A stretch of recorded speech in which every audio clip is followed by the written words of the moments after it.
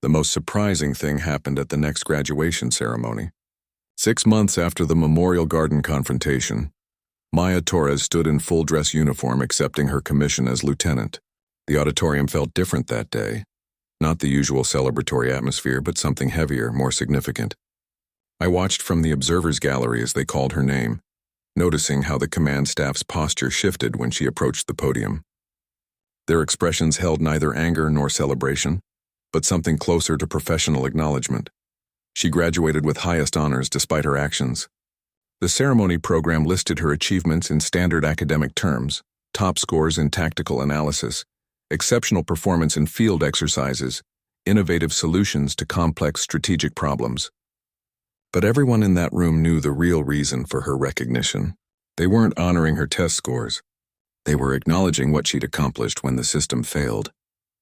The highest honors designation represented institutional acceptance of actions that would normally warrant court-martial. The Academy recognized her strategic brilliance and operational success through careful wording in the citation. The official statement praised exceptional tactical, innovation, and unconventional problem-solving under extreme circumstances. They highlighted her thorough intelligence gathering and precision execution of complex operations. Every phrase carefully avoided direct reference to the events while clearly acknowledging their professional merit. The subtext was unmistakable. They were commending the results while sidestepping the methods. Her campaign demonstrated superior tactical thinking and execution that exceeded Academy standards. The review board's assessment noted how she identified systemic vulnerabilities, manipulated enemy expectations, and achieved objectives with minimal collateral damage. They analyzed her operations as case studies in asymmetric warfare, noting the efficiency of her resource utilization and the psychological effectiveness of her timing. The report read like a textbook example of special operations doctrine, rather than a disciplinary hearing transcript. They acknowledged that her methods, while extreme, achieved justice where institutional processes had failed. The graduation address contained careful phrasing about adapting principles to practical realities and the balance between procedure and results. The commandant spoke about exceptional circumstances requiring exceptional responses without ever naming those circumstances directly. The message was clear. When the system breaks completely, sometimes breaking it further is the only way to fix it. Human loyalty to friends became recognized as a strategic asset rather than emotional liability. The psychology department issued new guidelines about small unit cohesion models and the tactical value of deep interpersonal bonds. Training manuals were updated to include sections on leveraging group loyalty for operational effectiveness. What they'd previously dismissed as primitive pack behavior was now studied as advanced tactical advantage. The very thing that made them nervous about humans became something they wanted to harness. Maya's commission validated her unconventional approach while establishing new parameters for its application. By giving her the lieutenant's rank, they brought her inside the system rather than leaving her as an external threat. The ceremony served as public acceptance that sometimes rules must be bent to serve their intended purpose. Her promotion acknowledged that the most effective solutions don't always follow approved procedures. She saluted precisely, her expression unreadable but resolved. The moment her hand came up in perfect military form, the audience seemed to release a collective breath. There was no smile, no triumph in her features, just steady acknowledgement of the position she'd earned through actions that defied categorization. The precision of that salute spoke louder than any speech could have about her relationship to the institution now, the system, adapted to accommodate human uniqueness by creating space for exceptional responses to exceptional situations. New review procedures were established for cases involving political interference. Whistleblower protections were strengthened. The Academy didn't change its rules so much as create mechanisms for acknowledging when those rules needed temporary suspension in service of greater principles. They learned to value outcomes over processes when the stakes were high enough. Then the applications started pouring in from human-dominated worlds. Enrollment offices reported unprecedented interest from Earth and its colonies. Military families who'd been hesitant to send children to galactic institutions now saw them as opportunities rather than risks. The message had spread across communication networks. Humans weren't just tolerated at the academy anymore. Their unique capabilities were actively sought, their loyalty valued, their methods studied rather than suppressed. The demand shift was immediate and overwhelming. You know what the galaxy learned that week? It wasn't about strength or speed anymore. The physical advantages they'd feared in Deathworlders became secondary concerns. The real lesson was more profound, more unsettling in its implications. They discovered that human physicality was never the primary threat. It was their cognitive endurance that changed everything. Humans aren't dangerous because they're strong or fast. Those are measurable quantities, predictable variables that can be accounted for in tactical equations. The galaxy had developed countermeasures for enhanced strength, evasion protocols for exceptional speed. What they hadn't prepared for was the relentless nature of human memory, the way they cataloged injustices not as emotional wounds but as strategic data points waiting for operational contexts. They're dangerous because they remember everything, not just the facts but the emotional context, the procedural details, the systemic vulnerabilities that allowed the injustice to occur. Maya didn't just recall Zara's death. She remembered the exact security protocols that failed, the specific personnel who looked away, the precise timing of evidence tampering. Her memory became a living database of institutional failure. Human memory, planning, and relentless execution became feared across military circles. Strategic analysts started calling it the Torres pattern, the ability to maintain operational focus across extended timelines while adapting to countermeasures. Fleet commanders revised threat assessments to include psychological persistence metrics alongside physical capability evaluations. The very concept of tactical patience acquired new, more ominous dimensions. Maya's actions demonstrated strategic patience and precision that defied conventional understanding. She didn't strike immediately in rage. She waited, observed, and planned while the Academy assumed she was grieving. Her campaign unfolded with the meticulous timing of a surgical procedure, rather than the explosive violence of retaliation. Each move calculated, each consequence anticipated, each reaction incorporated into updated models. The galaxy saw that human loyalty creates unbreakable bonds that transcend institutional affiliations. Where other species formed alliances based on mutual benefit or strategic calculation, humans developed connections that operated on different psychological principles. These bonds weren't weaknesses to be exploited. They were strategic assets that could be weaponized when threatened. The strength of these connections became measurable in operational effectiveness rather than emotional terms. Threatening their friends guarantees precise, inevitable consequences. Not random violence, not proportional response, but calibrated retaliation that mirrors the original offense in methodology and scale. The consequences arrive not when convenient for the aggressor, but when most strategically disadvantageous. The timing, method, and impact all reflect careful consideration rather than emotional reaction. Civilizations reconsidered how they treated human cadets. Training protocols were revised to emphasize cooperation over competition. Mentorship programs were strengthened to channel loyalty into institutional alignment. The previous approach of testing humans through isolation and adversity was replaced with integration and team-building exercises. They learned that secure human cadets became invaluable assets while threatened ones became existential risks. Military strategies adapted to account for human psychology. Tactical simulations began incorporating loyalty-driven response scenarios. Security protocols were updated to monitor for signs of interpersonal bonds that might indicate future operational risks. Deployment strategies considered the web of human relationships as carefully as they considered weapons capabilities or territorial advantages.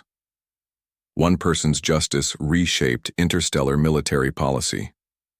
The entire incident became a case study in asymmetric response capabilities. Academies across the galaxy added human psychology modules to their curricula. Strategic planning committees began including human behavior specialists.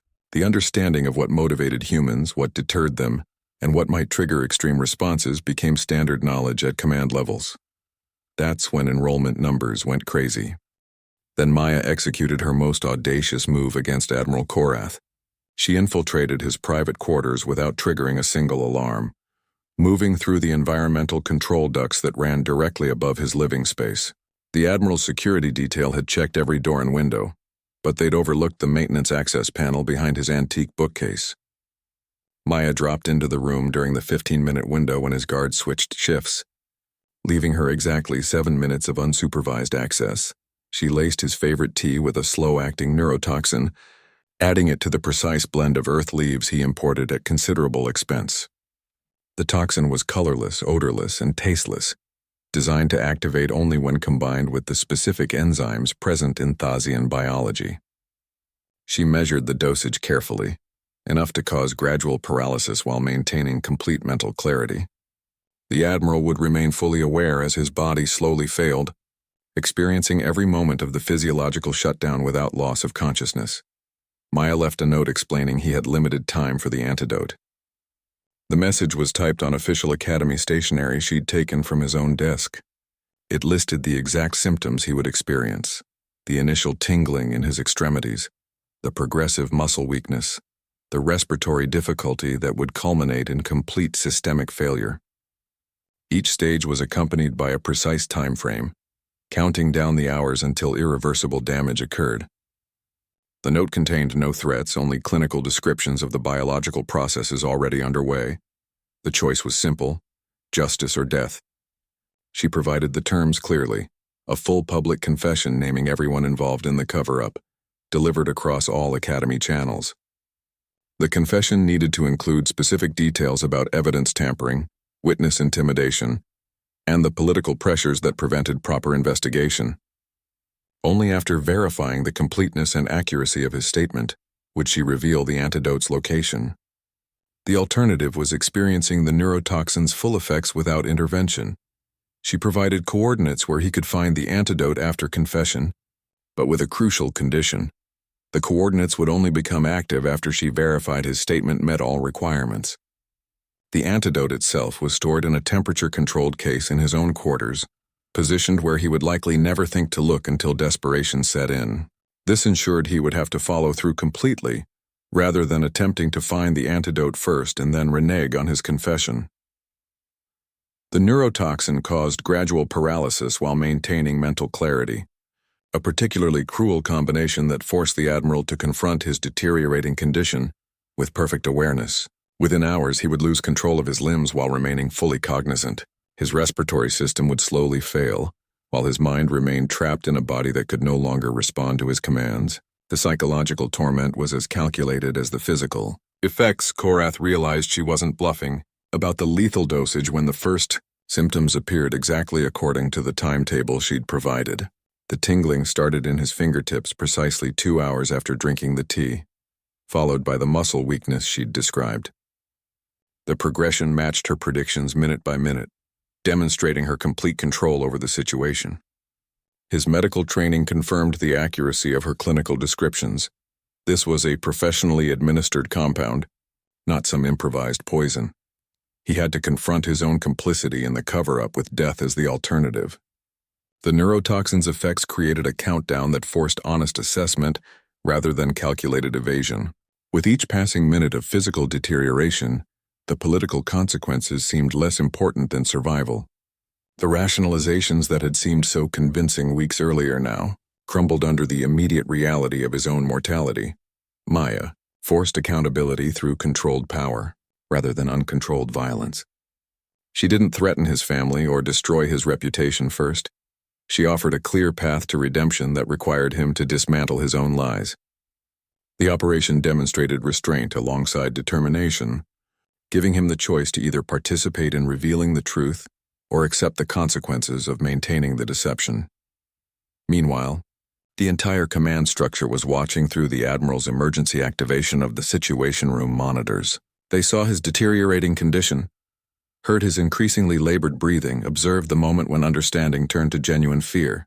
The spectacle served as both warning and demonstration, proof that Maya could reach anyone anywhere, and that the systems designed to protect them had become tools for their accountability. The first time I heard Admiral Korath's voice crack over the comms, I knew she'd won. It wasn't just the hesitation or the slight tremor in his delivery. It was the complete absence of that commanding tone he'd used for decades. The voice that had issued orders across battlefields and review boards now sounded hollow, stripped of authority. He broadcast his surrender across all Academy channels, his image appearing on every screen simultaneously, his uniform slightly askew as if he'd dressed in haste. Korath offered full confession and complete testimony without preamble. He didn't attempt justification or explanation at first, just began listing facts with meticulous precision. His delivery reminded me of a cadet reciting regulations, each word measured and deliberate. The admission came not as emotional outburst but as clinical acknowledgement, as if he were reading from an incident report, rather than confessing to capital crimes. He admitted to conspiracy, obstruction of justice, and accessory to murder with specific details that shocked even seasoned personnel. He named dates, times, and methods, the exact moment he ordered evidence sealed, the precise communications channel used to pressure witnesses, the specific storage facility where contaminated evidence was hidden. The thoroughness suggested either meticulous record-keeping or recent consultation with someone who possessed complete information. The Admiral revealed Thorne's family pressured him to bury the investigation through both direct threats and political leverage. He described meetings in secure locations where family representatives outlined consequences for his career and the Academy's funding if the investigation proceeded. They didn't need to threaten violence. Their control over budget allocations and promotion boards provided sufficient coercion. The pressure wasn't crude intimidation, but calculated manipulation of institutional vulnerabilities. He described how evidence was destroyed and witnesses were silenced through official channels. Rather than overt violence, maintenance records were altered during routine data purges. Security personnel received sudden transfers to remote postings. Medical staff were encouraged to revise autopsy findings through peer pressure, rather than threats. The system itself became the instrument of suppression, its normal operations twisted to serve the cover-up. Korath directed security to a dossier labeled Justice for Zara Kim in his desk, providing the exact location and access codes. The dossier contained not just his confession, but all supporting evidence, communications logs, witness statements, forensic analyses that contradicted the official report. He instructed security to distribute copies to all major galactic news services and oversight committees, ensuring the truth couldn't be suppressed again. The antidote was in his top drawer, exactly where Maya said it would be. The small injector device sat beside his personal communication unit, its presence confirming her complete control over the situation. Security footage later showed him locating it with shaking hands, administering the dose himself rather than waiting for medical personnel. The efficiency of his recovery confirmed the precision of her calculations. Enough toxin to compel compliance, enough antidote to ensure survival. He signed the documents acknowledging his role in the cover-up with a biometric signature that couldn't be repudiated. The signing was recorded from multiple angles, his face visible in each frame, his movements deliberate despite the neurotoxin's lingering effects. The documents included not just confession but acceptance of full responsibility, waiving all rights to legal defense or political immunity. Justice was finally served through extraordinary means that bypassed broken systems. The confession didn't come through courts or committees but through direct confrontation with consequences. The evidence wasn't presented through proper channels, but through forced admission under duress. The result achieved what the system couldn't: complete acknowledgement and acceptance of responsibility. Then the aftermath began unfolding across the Academy. Security teams stood down from search patterns. Communication channels returned to normal operation. The stillness that followed felt heavier than the preceding chaos, as if the entire facility held its breath waiting for what came next. The silence after the confession was more unsettling than the explosions and emergency alerts. You know what remains etched in galactic memory? Zara Kim's name became synonymous with unjust sacrifice, a permanent reference point for institutional failure. When cadets discuss ethics now, they don't cite hypothetical scenarios. They reference the exact moment an energy lance discharged under suspicious circumstances, and the system chose convenience over truth. Her story became the standard example of what happens when protocols protect the powerful, rather than the vulnerable. The Academy's failure to investigate properly transformed her from a casualty into a symbol. Maya Torres became the symbol of adapted justice, representing the consequences of broken systems. Where Zara represents what was lost, Maya represents the response required when institutions fail. Her campaign demonstrated that justice isn't always found in courtrooms or committee hearings. Sometimes it's forged in ventilation shafts and secured through precise action. She redefined accountability from abstract concept to immediate reality, showing that consequences could arrive through channels outside established systems. Their story demonstrated human capacity for extraordinary planning under extreme duress. The operation wasn't impulsive retaliation but carefully orchestrated strategy, executed over weeks. Every movement followed detailed planning. Every action served multiple purposes. Every outcome advanced the overall objective. The precision required to navigate secure facilities while evading detection showed tactical discipline that exceeded standard military training. The patience to wait for optimal conditions demonstrated strategic thinking that changed how the galaxy views human capabilities. The Academy Memorial Garden contains both their stories now, permanently intertwined in polished stone and institutional memory. Zara's plaque remains simple and understated, exactly as installed after her death. But visitors now also study the small puzzle cube permanently mounted beside it, a silent acknowledgement of the companion who refused to let her story end there. The garden has become a place of complex reflection, rather than simple mourning, where cadets consider both the cost of injustice and the price of justice. Zara's puzzle-solving mind and Maya's relentless execution represent the dual nature of human strategic thinking. One cadet excelled at seeing patterns and solutions, the other at implementation and follow-through. Together they demonstrated the complete spectrum of human operational capability, the intellectual and the practical working in perfect synchronization. Their combined approach showed that effective strategy requires both brilliant planning and determined execution, that ideas alone cannot change systems without the will to act upon them. The galaxy remembers that consequences are precise and inevitable when human bonds are violated. Maya's campaign established that actions have measurable outcomes, that institutional protection has limits, that loyalty creates accountability across time and space. The understanding that certain lines cannot be crossed without response has changed how species interact with human personnel. The memory of those precisely timed operations serves as ongoing deterrent against similar cover-ups. Human friendship became the cornerstone of new military doctrines that emphasize unit cohesion over individual achievement. Training now focuses on building trust and interdependence, recognizing that strong bonds create operational effectiveness. The understanding that loyal teams outperform collections of skilled individuals has transformed recruitment strategies and deployment protocols. The galaxy learned to value connection as tactical advantage rather than emotional weakness. Their legacy reshaped how civilizations view loyalty and justice as interconnected principles, rather than separate concepts. Justice became understood as the natural extension of loyalty, rather than an abstract ideal. The incident demonstrated that true justice requires personal investment, that meaningful accountability grows from genuine connection. Systems now recognize that effective justice mechanisms must account for the human need to protect their own. Then I realized this was only the beginning of a larger shift in galactic relations. The Academy incident wasn't an endpoint but a starting point for re-evaluating how different species approach conflict, justice, and loyalty. What began as one cadet's response to personal tragedy became a catalyst for systemic change across military and diplomatic circles. The understanding continues to evolve as more species interact with human concepts of loyalty and accountability. The galaxy learned that human justice, when truly thorough, redefines everything in its path.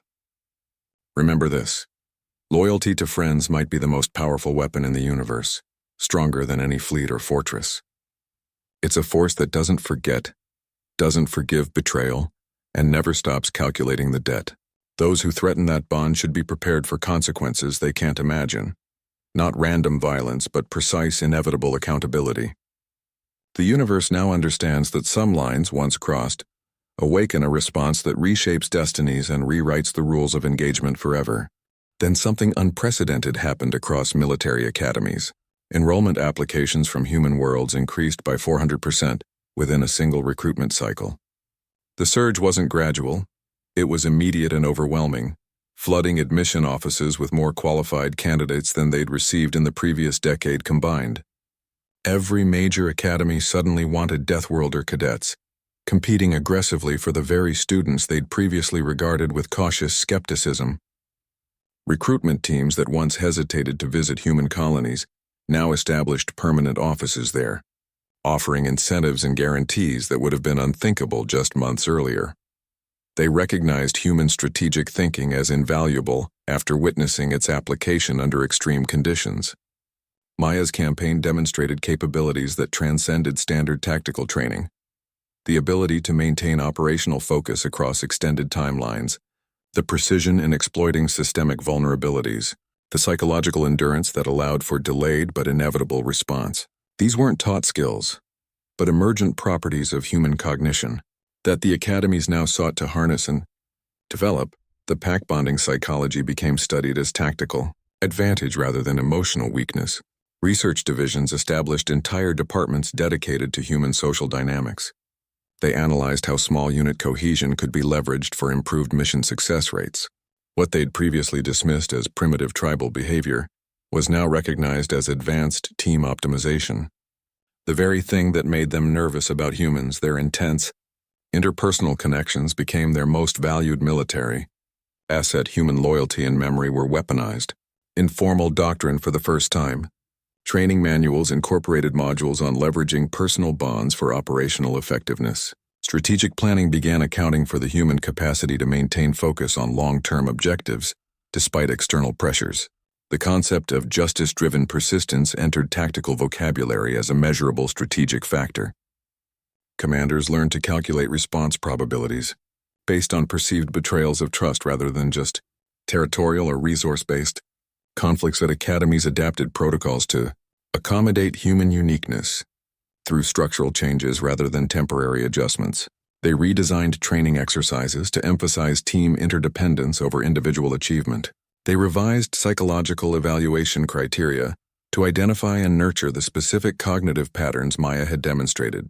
Living quarters were reconfigured to support the close-knit group dynamics that enhanced human performance.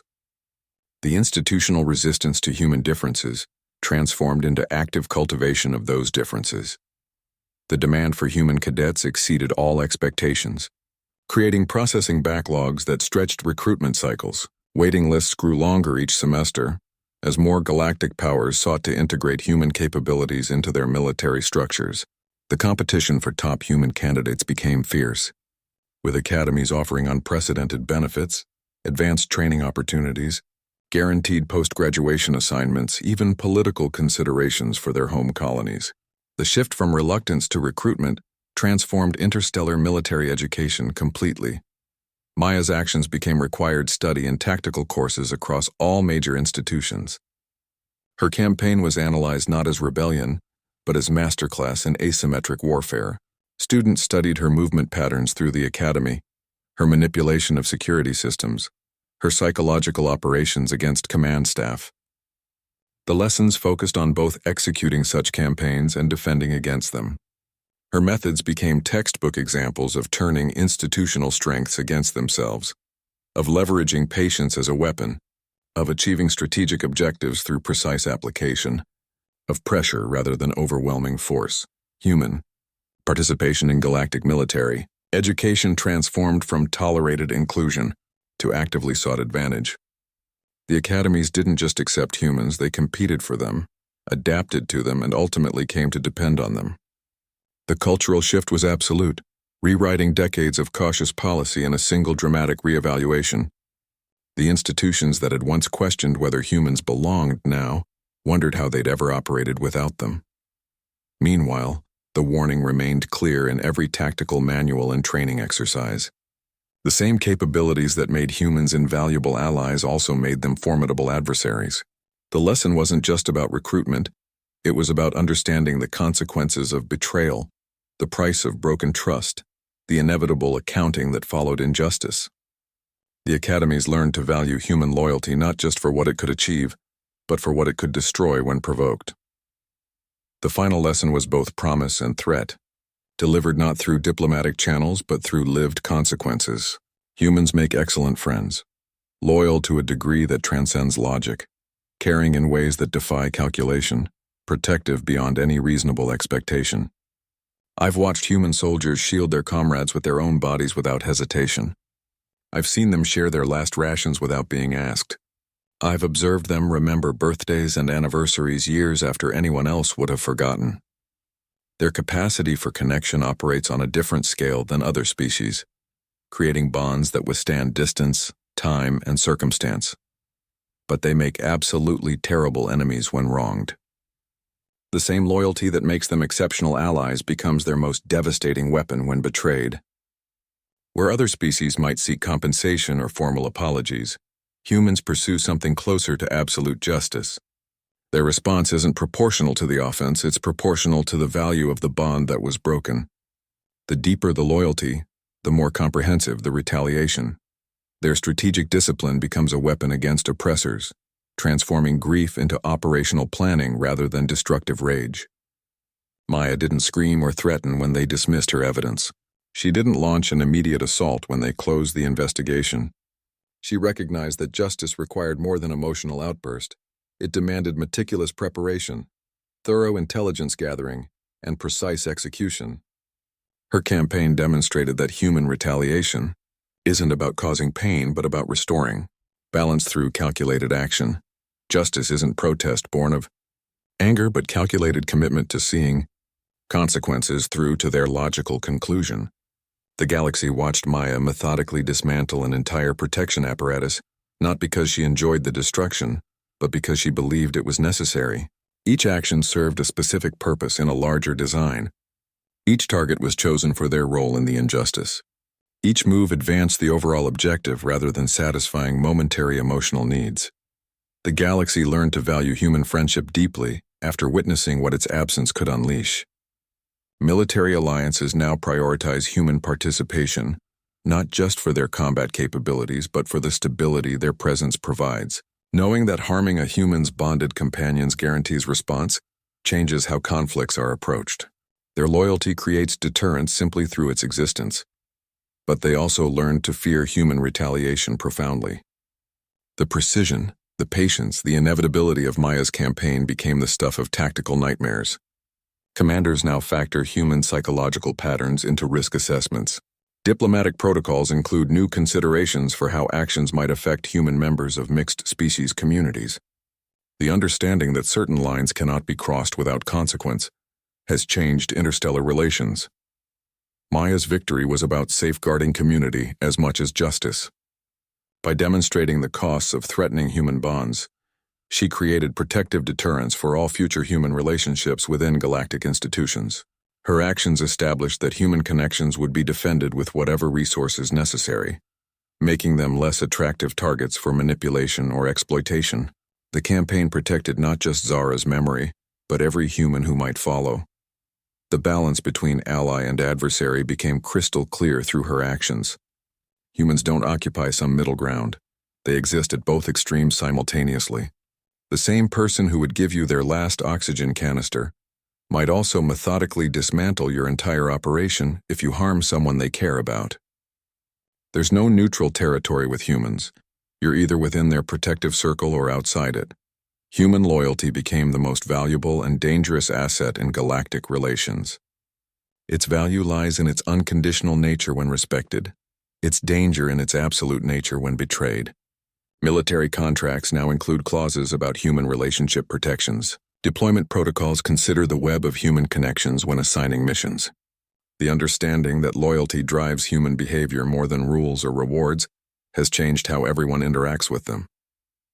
That's when I understood the true meaning of Deathworlder. It wasn't about surviving harsh environments or possessing physical strength. It was about the psychological landscape they inhabit, a place where bonds matter more than safety, where justice outweighs convenience, where loyalty transforms into both shield and weapon simultaneously. The Deathworld wasn't their planet of origin. It was the emotional territory they were willing to enter when protecting what mattered to them. The beautiful irony was that they taught her everything she needed. Maya used every doctrine, manual, and training exercise against them with chilling precision. The very systems designed to maintain order became instruments of their disruption. She didn't introduce outside weapons or alien technology. She worked with the tools they'd provided, the knowledge they'd implanted, The protocols they drilled into every cadet until they became instinct. The Academy's curriculum became her arsenal, their lesson plans her battle strategy. Their most advanced protocols became her map for destruction. She studied defensive measures not as protections to evade, but as systems to exploit. The thermal sensors that tracked movement patterns showed her where to create false heat signatures. The pressure plates that detected unauthorized access taught her weight distribution limits for bypassing them.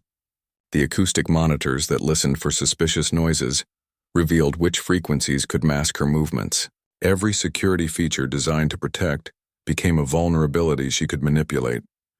She turned their defensive systems into offensive weapons.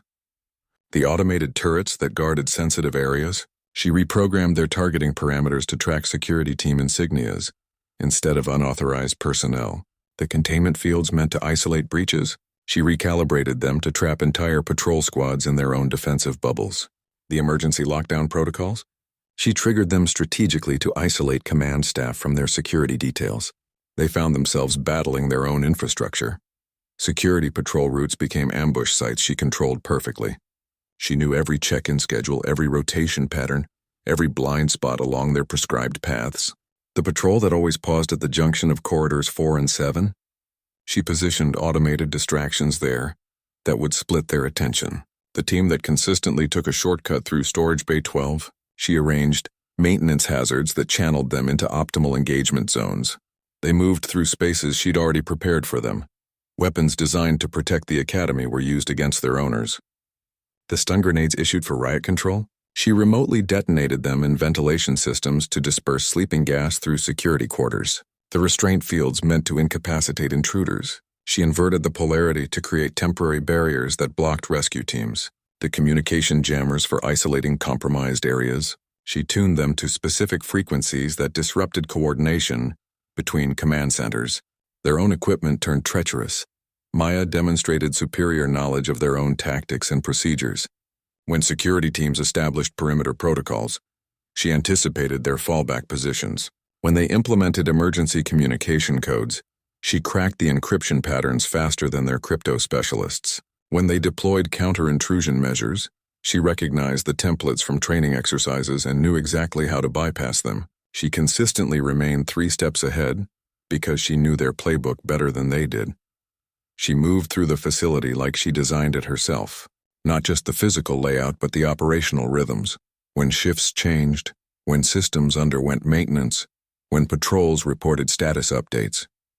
She synchronized her movements with their routines, using scheduled activities as cover for her operations. A systems diagnostic became an opportunity to access control panels. A drill exercise created noise that masked her movements. A shift change provided moments of reduced vigilance.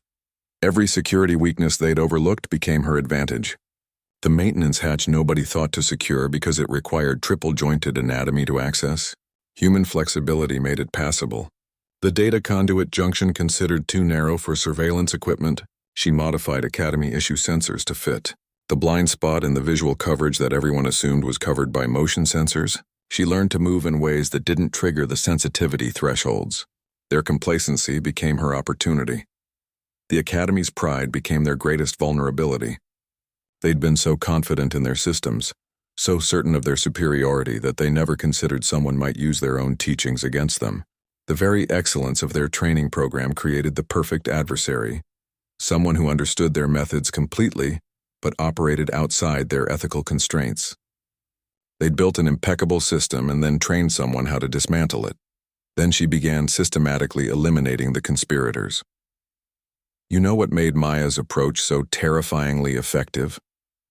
She applied Zara's puzzle-solving mindset to her campaign with absolute precision.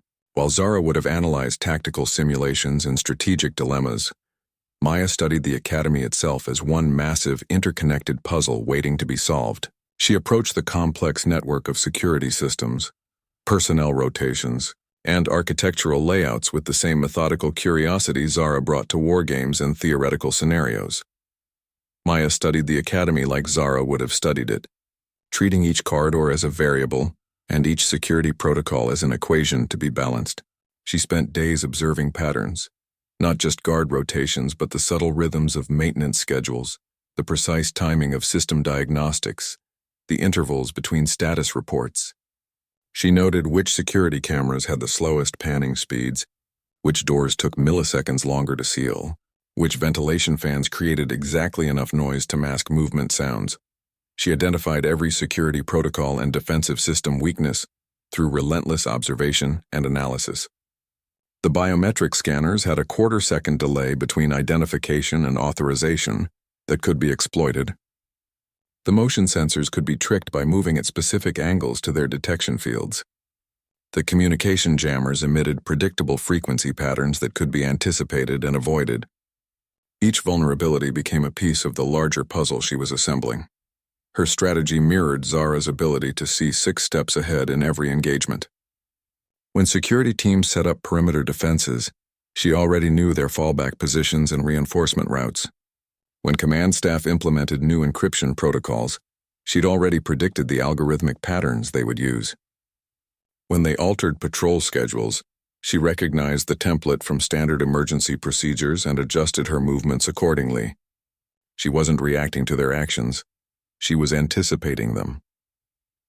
Maya created execution plans for each target with surgical precision, mapping every variable from approach vectors to escape routes. For the weapons officer who falsified maintenance records, she arranged an accidental discharge during equipment inspection. For the security chief who erased surveillance footage, she engineered a life support failure that mirrored the timing gaps in the deleted records. Each operation reflected the specific nature of their complicity, the punishment tailored to the crime with almost poetic appropriateness. She understood their procedures better than they understood themselves. The security teams followed protocols by rote, but Maya comprehended the underlying principles behind those protocols. She knew why certain checkpoints were established where they were, why specific response times were mandated, why particular communication channels were designated for emergencies. This deeper understanding allowed her to manipulate the system at its foundation rather than just working around its edges. The operation became a brutal work of artistic warfare, each move calculated for maximum psychological impact as well as physical results. The precision timing, the symbolic choices of methods, the gradual escalation, all followed a carefully orchestrated pattern designed to demonstrate her complete mastery of the environment. She wasn't just eliminating threats. She was conducting a masterclass in applied tactical theory under actual combat conditions.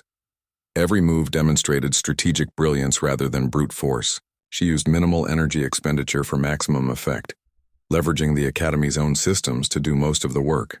Environmental controls created distractions. Automated defenses neutralized pursuers. Communication networks spread confusion. She operated like a conductor directing an orchestra of systems that didn't know they were being played. Zara's mind became the blueprint for Maya's infiltration. The analytical framework Zara would have applied to theoretical problems became the operational template for actual engagement. The same cognitive patterns that made Zara exceptional in simulation exercises made Maya devastating in practical application. It was as if Zara's ghost was directing the campaign through Maya's execution, their partnership continuing beyond death through applied methodology. That's when she turned her attention to the Admiral. The Academy's refusal became the catalyst. They'd shown her exactly how their system worked, not through regulations and protocols, but through the spaces between them. They taught her that truth mattered less than stability, evidence less than influence. In denying her the Academy's justice, they handed her the blueprint for her own. She walked out of that meeting room with a new understanding of how things truly operated here. Meanwhile, Maya was already planning her response. She didn't storm out or make threats. She simply nodded, collected her datapad, and executed a perfect about-face. The closing door echoed through the corridor with finality. She didn't return to her quarters or report to counseling. Instead, she accessed the Tactical Archives terminal and began downloading schematics. Security logs later showed her pulling blueprints for ventilation systems, power conduits, and communication networks. Every system the Academy used to control information, to move personnel, to maintain order. She was studying their infrastructure not as a cadet, but as a strategist assessing enemy territory. The institution had finished with her, but she was just beginning with them. Then Maya Torres disappeared from the Academy roster. After Zara's memorial service, she stopped attending classes entirely. Her name remained on the system, but her seat in tactical seminars stayed empty. Her assigned simulator slots went unused. The administration assumed she'd withdrawn due to grief, another dropout statistic in the harsh reality of Deathworlder integration. They processed the paperwork for academic leave, marking her file with the standard psychological evaluation flags. Security logs told a different story. They showed her accessing restricted archives consistently between 200 and 400 hours. She pulled structural blueprints, ventilation system schematics, and security patrol rotations. Maintenance drones reported her presence in service tunnels normally accessed only by engineering crews. Her access codes remained active because nobody thought to revoke them. Why would a grieving cadet need door controls deactivated? She spent hours studying the Academy's infrastructure, not as buildings and corridors but as systems with vulnerabilities. She mapped every air duct large enough for human passage, every maintenance conduit carrying data lines, every blind spot in the surveillance network. Her datapad accumulated layers of annotations, patrol schedules, guard rotation patterns, security camera sightlines. She wasn't mourning. She was conducting reconnaissance. Her dorm room remained meticulously clean, the bed never disturbed. The personal effects stayed exactly where she'd left them after the memorial service. But the security system showed her entering and leaving at irregular intervals, always avoiding peak traffic times. She used service elevators instead of main ones, maintenance hatches instead of corridor doors. The system tracked her movements but never flagged them because she never violated protocols. Just used them in ways they hadn't anticipated. The administration didn't realize she was conducting her own investigation. They saw absence where there was intense activity. While counselors worried about her emotional state, Maya was methodically mapping every square meter of the Academy's operational infrastructure. She traced power lines from their sources to critical systems. She identified emergency shutdown override locations. She found the gaps in communication network coverage where signals couldn't be monitored. She was studying the Academy like Zara would have studied it, as an interconnected puzzle of systems and weaknesses.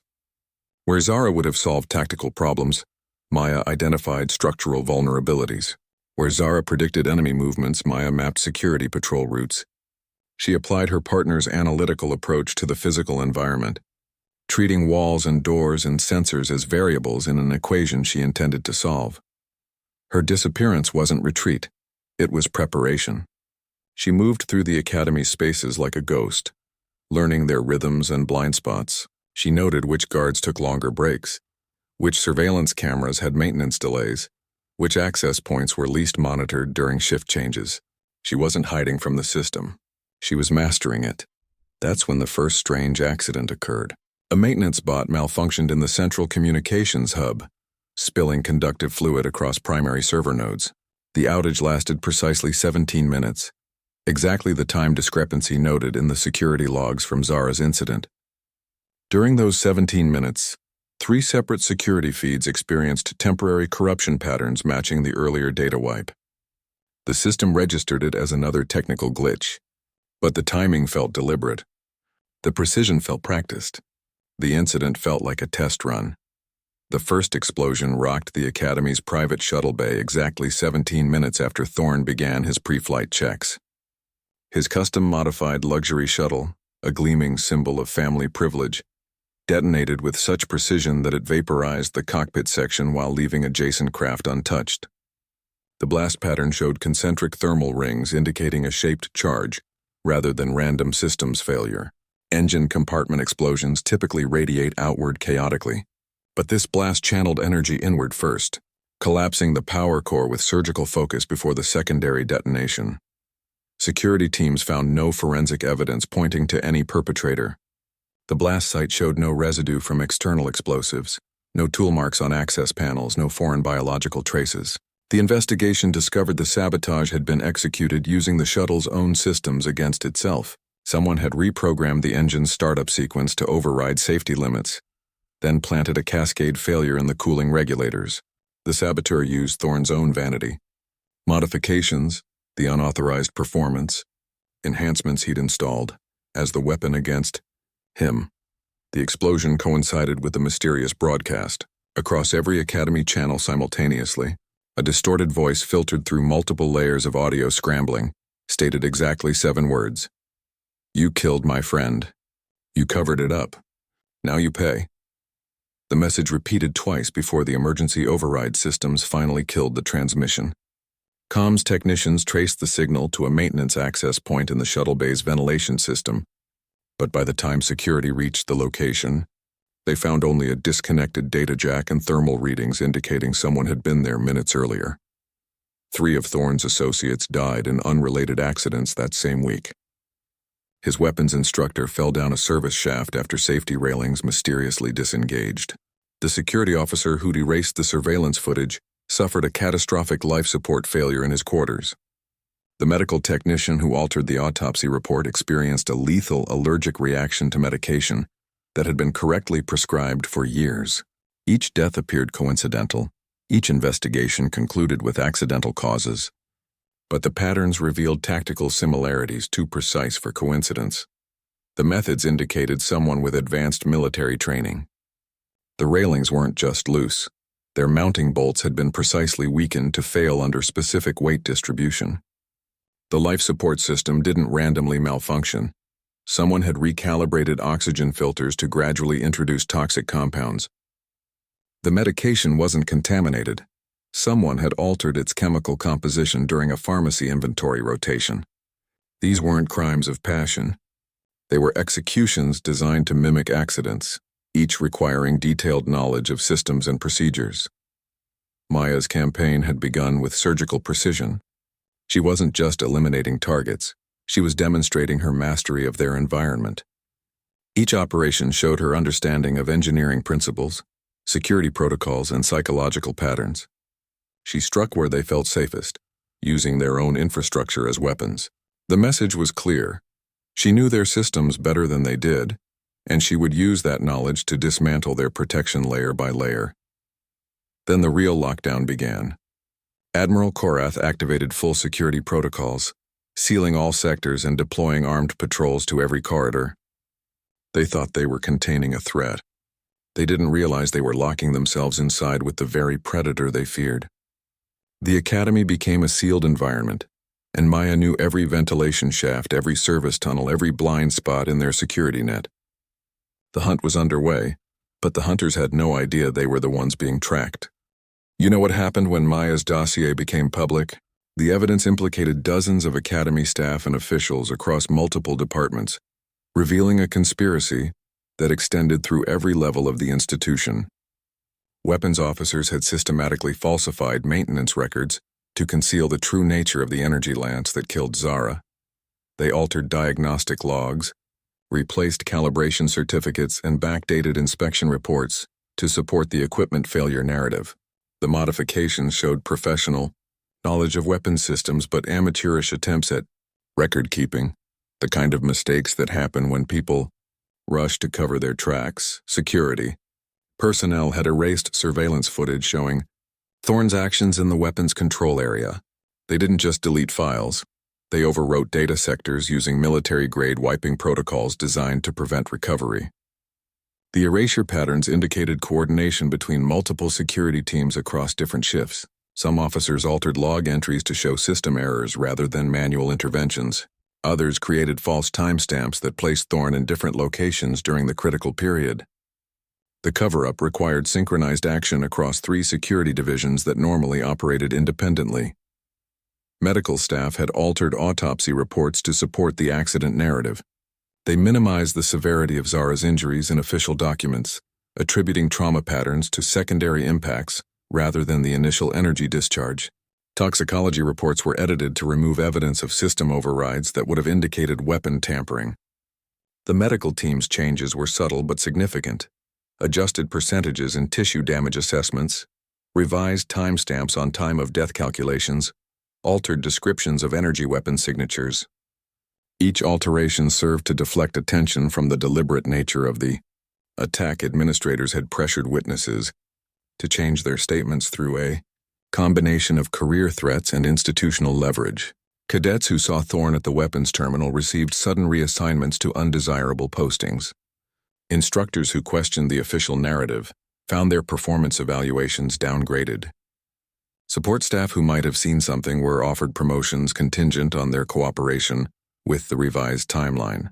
The pressure wasn't always overt, sometimes it was just a conversation about institutional loyalty or career advancement opportunities that carried unspoken implications. Maya's investigation uncovered every layer of the deception through meticulous analysis of system backups, witness interviews, and forensic examination of evidence that others had overlooked. She cross-referenced maintenance logs with security footage timestamps. She compared witness statements against location data from personal comm devices. She analyzed energy signature residues that the official investigation had dismissed as contamination.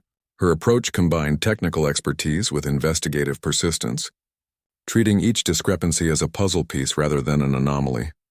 Her evidence was thorough, undeniable, and meticulously organized in a format that mirrored official investigative protocols. The dossier contained time-stamped data extracts, witness testimony transcripts, forensic analysis reports, and chain of custody documentation for every piece of evidence. Each section followed standard galactic investigative procedures, making it impossible to dismiss as the work of an emotional cadet. The presentation demonstrated professional-grade investigative skills that exceeded the Academy's own efforts. The entire cover-up apparatus collapsed under its own weight as each revelation triggered new disclosures. Weapons officers confronted with falsified records turned on security personnel who'd requested the alterations. Security teams facing evidence deletion charges implicated medical staff who'd provided cover stories. Medical personnel under investigation revealed administrator pressure to modify findings. The conspiracy unraveled along its weakest links, each participant seeking to minimize their own exposure by revealing others' involvement. That's when the trials began. Galactic oversight committees convened emergency proceedings. Military justice panels activated full investigation protocols. The Academy's Internal Affairs Division, which had remained conspicuously absent during the initial investigation, suddenly launched multiple simultaneous probes. Witnesses who had been silenced now came forward with additional evidence. The institutional protection that had seemed so formidable dissolved under the weight of coordinated scrutiny. What began as a single cadet's quest for justice became the galaxy's most watched judicial proceeding. Then Maya appeared in the Academy's memorial garden. I watched her walk calmly between the polished stone markers, her dress uniform perfectly pressed, every insignia and medal positioned with military precision. She moved through the rows of memorial plaques as if she belonged there, her posture straight, her gaze fixed ahead. The security forces that had been hunting her for weeks now formed a loose perimeter around the garden, weapons lowered, making no move to approach. Their commander stood watching, his expression unreadable but his stance clearly defensive rather than aggressive. She stopped before Zara Kim's plaque, a simple bronze rectangle set into the smooth black stone that dominated the garden's center. The plaque bore only Zara's name, service number, and dates, the minimal inscription given to cadets who died during training. Maya stood at perfect attention, her hands at her sides, her eyes fixed on the engraved letters. The silence felt heavier than any I'd experienced during the preceding chaos, broken only by the faint hum of the Academy's environmental systems. She placed a small puzzle cube at the base of the memorial stone. The cube was the kind Zara always carried during strategy sessions, the kind she would absently manipulate while working through complex tactical problems. Maya positioned it carefully, aligning its edges parallel with the stone's base. The gesture felt both intimate and formal, a private tribute performed in full public view. The security teams remained motionless, their training overriding whatever instincts might have urged intervention. Maya verified the truth of events that had been denied for so long. She didn't raise her voice, but every word carried clearly across the courtyard. She stated Zara's full name and service number, then described the exact circumstances of her death, the weapon tampering, the security footage deletion, the systematic cover-up. She named every individual implicated in the conspiracy, their roles and actions described with clinical precision. The recitation felt like an official after-action report, delivered at a memorial service rather than a victory declaration. She spoke Zara's name with clarity that echoed across the courtyard, the syllables hanging in the air with unexpected weight. The name wasn't shouted or emphasized, just stated as simple fact, but it seemed to erase all the official euphemisms and evasions that had surrounded her death. That single spoken name contained acknowledgement of the person behind the incident report, the friend behind the casualty statistic, the individual whose absence started everything. This wasn't victory, it was acknowledgement and closure. Maya's campaign hadn't been about triumph, but about truth. The precision strikes, the psychological operations, the forced confessions, all served this moment of simple recognition. She hadn't sought to defeat the Academy, but to make it acknowledge what it had tried to bury. The garden, designed for remembrance, finally served its intended purpose. The garden became silent except for her measured words, and the faint rustle of ornamental plants in the climate-controlled breeze. The security teams maintained their positions but seemed to understand this was no longer their operation to control. Command staff watched from observation decks, their expressions ranging from relief to unease. The entire Academy seemed to hold its breath, waiting for what came after the truth had been spoken. She turned and walked away without looking back. Her movements remained precise and controlled, each step measured and deliberate. She didn't glance at the security teams, didn't check for reactions from command staff, didn't look toward the observation decks. Her focus remained ahead, her posture unchanged from when she entered. The security personnel parted to let her pass, their weapons remaining slung or holstered. Nobody moved to stop her. Nobody questioned her departure. The crisis ended where it began, with remembrance. The garden, designed to honor fallen cadets, finally hosted an honest accounting of one cadet's sacrifice. The polished stones and quiet pathways reclaimed their purpose from the political maneuvering and institutional protection that had corrupted them. The space felt different afterward, not peaceful exactly, but settled, as if some essential balance had been restored. Meanwhile, the galactic repercussions were just starting. News services picked up the story within minutes. Oversight committees launched investigations. Military academies across the galaxy began reviewing their protocols. The incident that started with one cadet's death became a catalyst for systemic examination. The quiet garden moment represented not an ending but a transition, from personal justice to institutional accountability. I watched that Thasian noble walk away scot-free after Zara Kim's death. The Academy called it an accident, but Maya Torres? She called it murder. And she had a plan, one that would turn their own security protocols into a blueprint for vengeance. You think you know how this ends? You don't. You know what made Zara Kim and Maya Torres different from other cadet pairs? They weren't just classmates at the Galactic Defense Academy. They were a perfectly balanced tactical unit. The Academy's protocols were designed for every known species, but they never accounted for human psychology.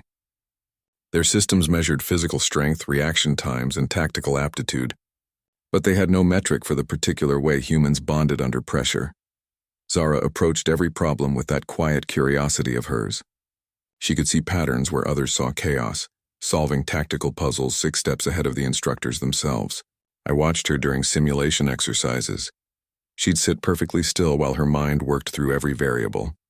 Meanwhile, Maya embodied everything the Academy expected from a Deathworlder recruit. Physically formidable, relentlessly driven with that raw intensity that made even veteran instructors take notice. But here's what they missed.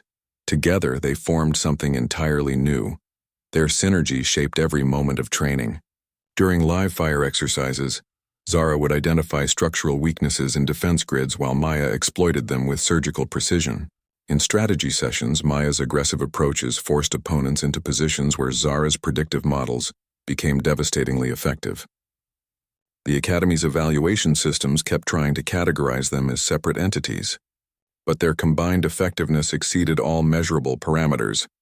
This wasn't just friendship, it was tactical cohesion that made them nearly unstoppable. I remember one particular navigation exercise through the simulated asteroid fields of Cygnus Beta. Every other team followed standard evasion protocols. Zara calculated gravitational anomalies that would conceal their approach, while Maya piloted through gaps no navigation computer would ever attempt. They completed the course in half the expected time, rewriting 3 standard procedures in the process. The galaxy had never seen pack bonding weaponized like that before. Other species formed alliances based on logic or mutual benefit. Humans, these particular humans, forged something closer to a single combat entity with 2 bodies. Their bond became the foundation for everything that followed. This unbreakable connection that the institution's scanners and evaluations couldn't quantify. but whose consequences would rewrite Academy history. That's when the first fracture appeared in their perfect partnership. The first time I saw the Energy Lance discharge report, I knew something was wrong. The numbers didn't align with standard malfunction patterns. Energy weapons at the Academy had multiple redundant safety systems. 3 separate fail-safes had to disengage before a lethal discharge could occur. The official report called it a tragic accident during a routine training exercise, suggesting Zara Kim's equipment had experienced a catastrophic failure. But the timing felt wrong. The energy signature looked manipulated, and the safety override log showed gaps that shouldn't exist. During the exercise, Zara had been running standard perimeter drills in Sector 7. Her team was practicing breach and clear maneuvers in the simulation corridors. The energy lances were set to training mode, calibrated to deliver non-lethal stun charges. Multiple cadets reported seeing Thorn, the Thasian noble, working at the weapons control terminal minutes before the incident. He'd bypassed 2 security checkpoints using his family's override codes, accessing systems far above his clearance level. Witness statements described him manually adjusting safety protocols on the Energy Lance charging sequence. One cadet reported hearing Thorn muttering about teaching that Deathworlder some respect while overriding the thermal regulators. Another saw him physically tampering with the power coupling on Zara's specific weapon between exercise rotations. The energy lance that killed her showed clear signs of deliberate modification when we examined it later.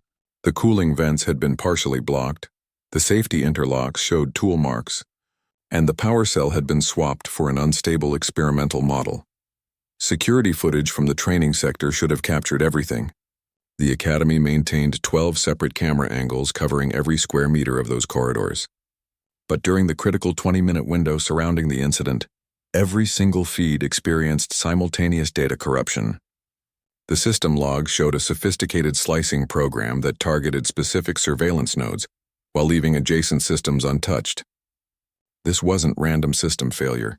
It was surgical, professional-grade data wiping. The Academy's investigation lasted precisely 47 hours before closing the case. They took statements from Thorn and his associates first, then from the human cadets. The lead investigator met twice with Thorn's family, representatives before even interviewing Maya. The final report listed the cause as unforeseen equipment failure due to manufacturing, defect despite overwhelming counter-evidence. They sealed the weapon for analysis, then lost it in evidence storage. They documented witness statements, then flagged them as unreliable due to emotional distress. What they called an equipment malfunction was actually cold-blooded murder disguised as accident. The evidence pointed to calculated sabotage by someone who understood both weapon systems and Academy procedures. Thorn had the knowledge, the access, and the motivation. The security gaps, the corrupted footage, the rushed investigation, all of it pointed toward a cover-up already in motion before Zara's body even reached the medical bay. Then the cover-up began in earnest. Evidence tags went missing. Witnesses received transfers to remote postings. Maintenance records for the training sector were accidentally purged during a system update. The official narrative hardened into fact through repetition rather than evidence. Anyone questioning the accident theory found their career prospects suddenly limited, their transfer requests denied, their security clearances undergoing routine re-evaluation. The machine of institutional protection engaged completely, grinding down truth beneath bureaucratic procedure and political influence.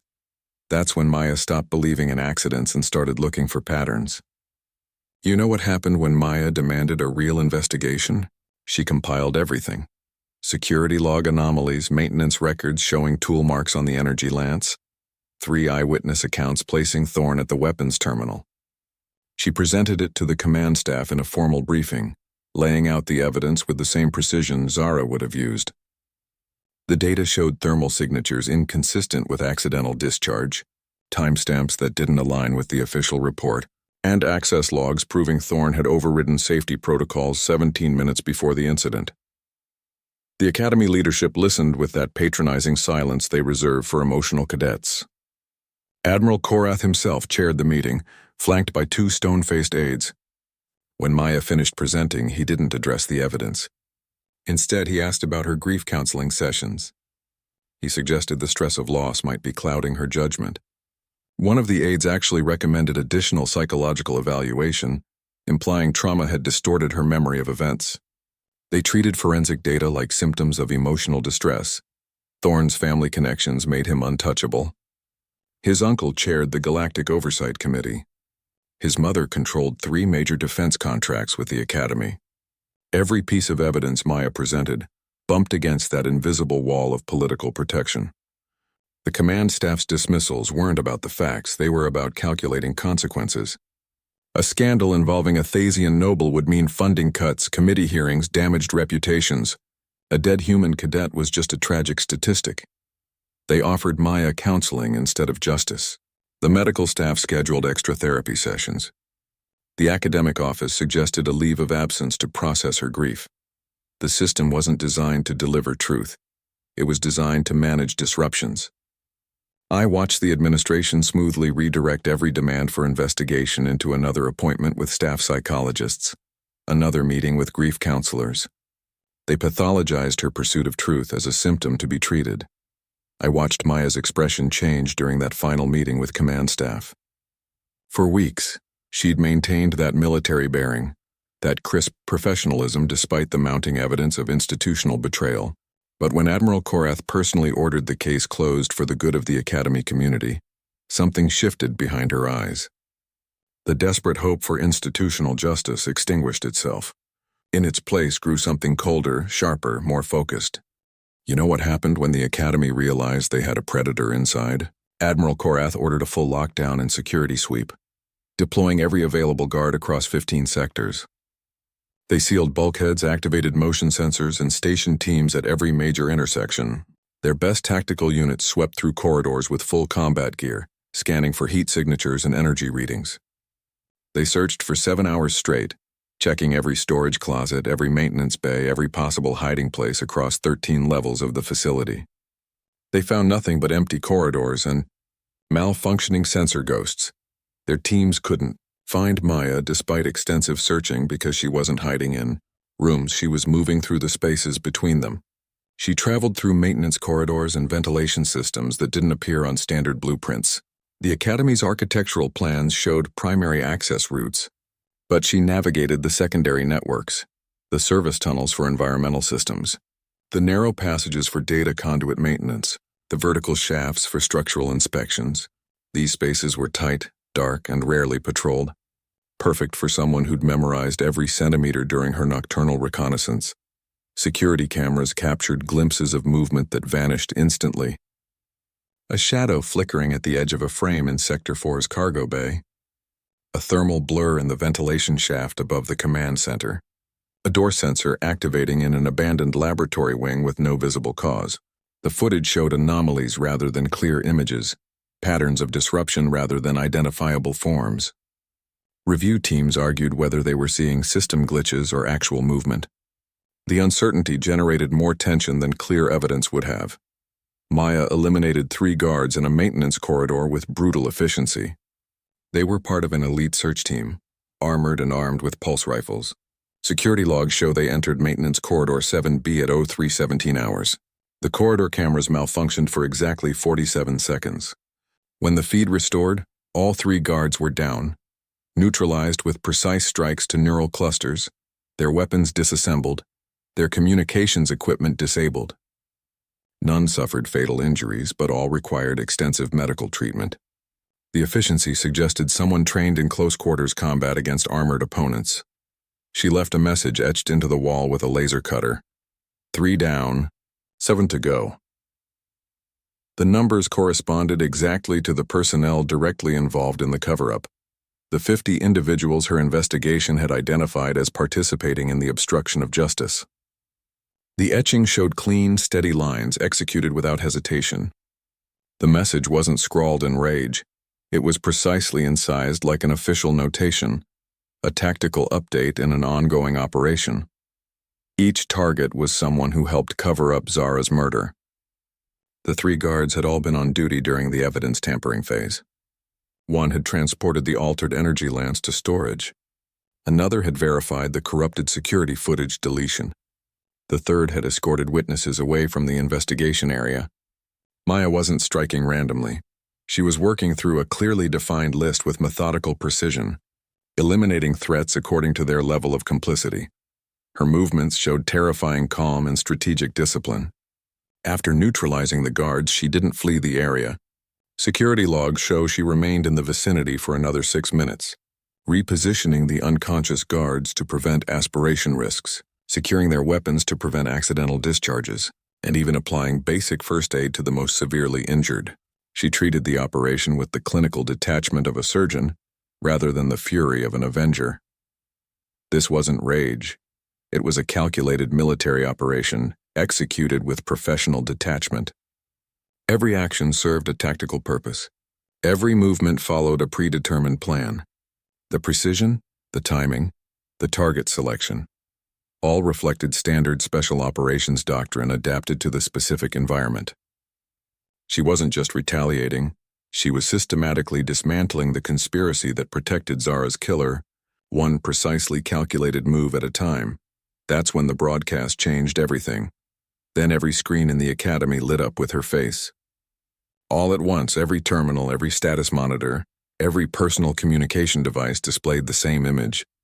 She looked directly into the camera with that same focused intensity I remembered from training exercises, but now tempered with something colder, more absolute.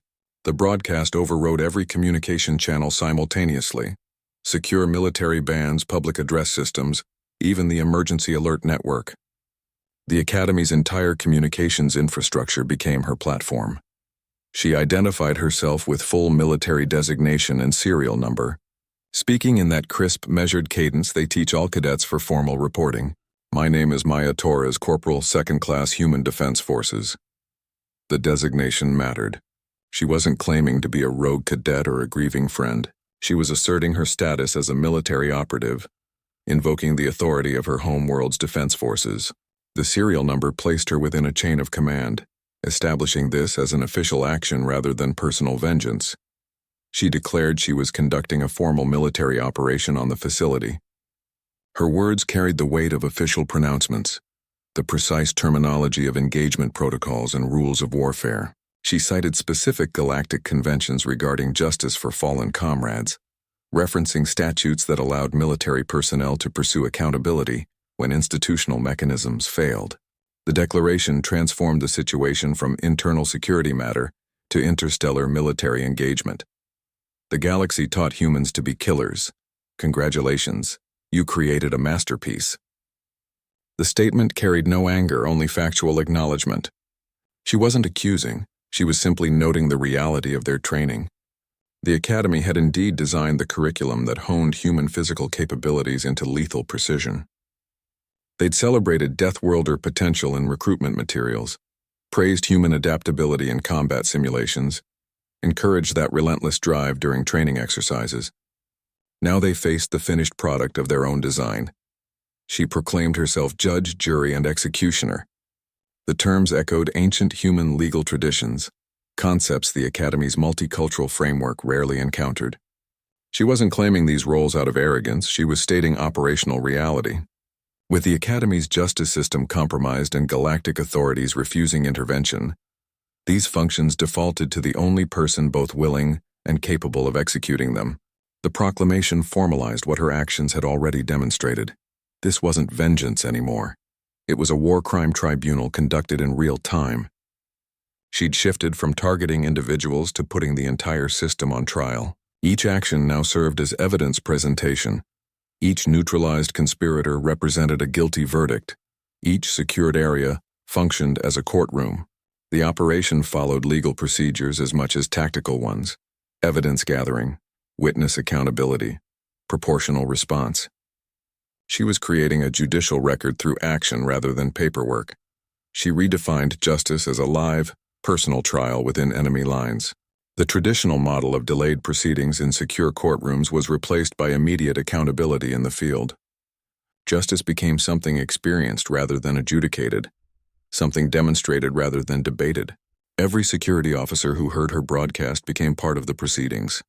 Every command staff member monitoring the situation became part of the audience. The entire Academy transformed into an active courtroom with no neutral observers. The psychological warfare had officially begun. Until now, they'd been hunting a physical threat. Suddenly, they faced an ideological one. Security teams that could track movement patterns found themselves confronting declarations of principle. Command staff accustomed to tactical assessments now dealt with philosophical challenges. The battle moved from corridors and ventilation shafts to minds and convictions. They weren't just fighting an infiltrator. They were fighting an idea about what justice required when institutions failed. Meanwhile, security forces were already crumbling. The broadcast didn't just declare her position. It revealed how thoroughly she'd compromised their systems. That she could seize all communications simultaneously demonstrated control they hadn't known she possessed. Teams that had been searching for physical breaches now realized she controlled the digital environment as well. The certainty of their tactical advantage evaporated as understanding spread. She wasn't in their systems. Their systems were in her hands,